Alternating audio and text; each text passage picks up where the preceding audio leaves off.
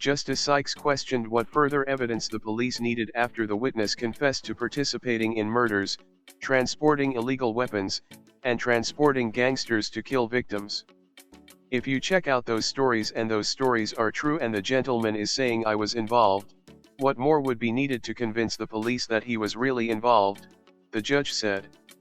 The deputy commissioner in his defense said based on his understanding of the anti-gang legislation, a person from within the organization was required to give evidence against other members to corroborate the claims. Sykes, however, questioned the purpose of the plea bargain legislation if persons who confess to those serious crimes don't even spend a day in a prison. Good day, my wonderful people. It's me again, the great, one more great countryman. Remember to like, share and subscribe and hit your notification button. Well, you hear what the judge Sykes in the Onedon trial is saying to Mr. Commissioner Fitz, Deputy Commissioner. He's in charge of the CTAC, and he went ahead and made the decision not to charge the witness. And Justice Sykes is saying, if you know the man is a bad man, he might go around and do things and rob and a thing. How come him not in a jail? No, I like Justice Sykes and I like Fitz. I like both of them. But Justice Sykes, you're definitely wrong on this one. In order to get things done, you're gonna have to have people who have direct information, because you sit there and you're listening to this and you're asking all these questions, but I think that question you're asking, it's not suited for this case. Like I said, if you really want to take the gangs them and the organized crime down, Mr. Fitz took the right approach. Now, stay tuned to the rest of this video and click on the next video, and remember to like, share and subscribe and hit the notification button. But like I said, I love the work Fitz is doing. He did the right call, because if you charge a witness, they're not going to cooperate, and I know of that in a few different cases. So in order to get the job done, you have to have people cooperating with you. So that was a good move by Mr. Fitz, and Judge Sykes. Look like you want the man them go free. Yo, my name is Countryman.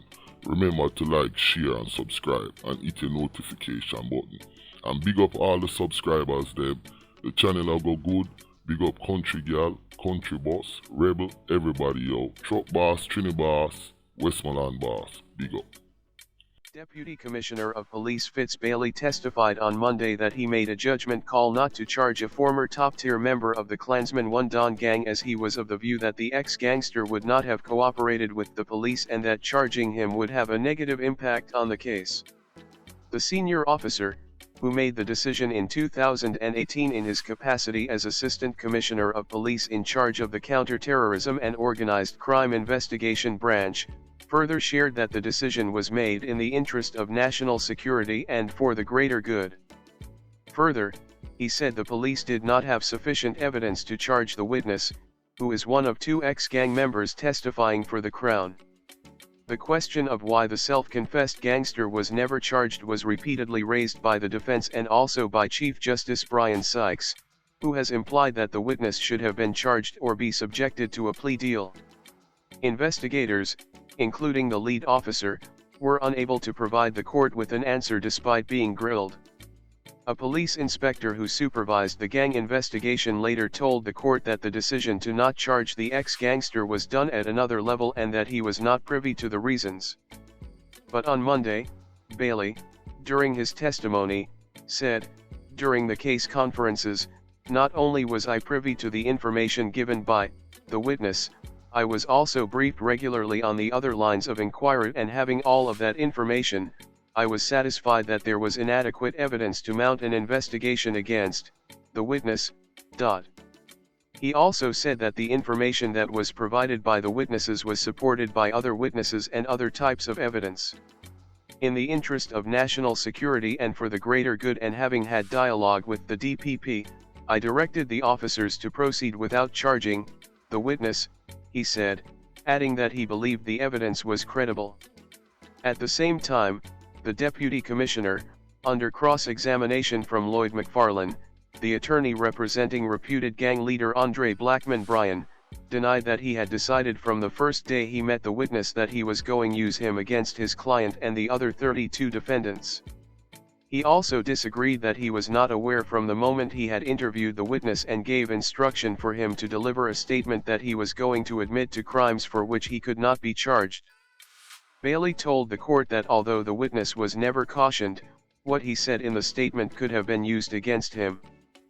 Following Bailey's testimony, Justice Sykes questioned what further evidence the police needed after the witness confessed to participating in murders, transporting illegal weapons, and transporting gangsters to kill victims. If you check out those stories and those stories are true and the gentleman is saying I was involved, what more would be needed to convince the police that he was really involved, the judge said.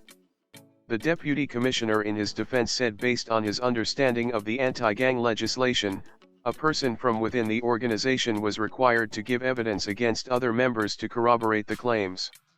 Sykes, however, questioned the purpose of the plea bargain legislation if persons who confess to those serious crimes don't even spend a day in a prison. So the moral of the story seems to be, if I am murderer, all I need to escape a day in prison, all I need to do, is talk to the police, he added. The trial will continue today with the judge having a hearing to determine whether to hear testimony from a police witness who is being called to identify a member of the gang who has not been identified by either of the two former members.